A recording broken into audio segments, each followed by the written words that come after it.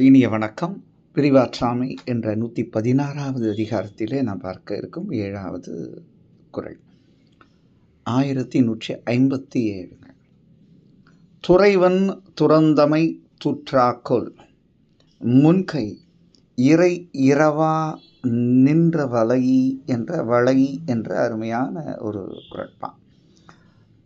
தலைவி தன் கைகளை பார்க்குறா. அவன் இருக்கும்போது மகிழ்ச்சியில் இந்த உடல் நல்ல ஆரோக்கியமாகவும் தெம்பாகவும் இருந்தது.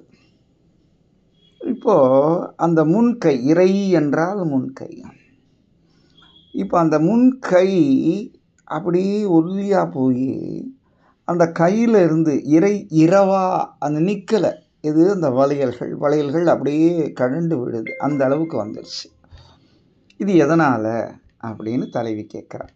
முன்கை இறை இரவா நின்ற இந்த வளையல்கள். துறைவன் என்றால் தலைவன் இல்லையா? அப்போ அந்த தலைவன் பிரிந்து சென்று விட்டான்.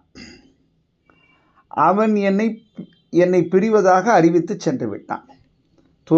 துறைவன் துறந்தமை தூற்றாக்கோல் என்று அழகான ஒரு வார்த்தை இல்லையா? அப்போது அவன் அவன் பிரிஞ்சதையும் அறிவிக்கலை, ஆனால் பிரிஞ்சிட்டான். இப்போ என்னுடைய முன்கை தன்னுடைய நிலை இழந்து வளையல்கள் நழுவி கீழே விழுந்து விட்டன. அந்த பிரிவை தாங்கும் வல்லமை எனக்கு இல்லை. அவன் அதை அறிவிக்கலையோ அப்படின்னு ஒரு கேள்வியாகவும் கேட்குறான். துறைவன் துறந்தமை துற்றாக்கோல் அறிவிக்கலையா?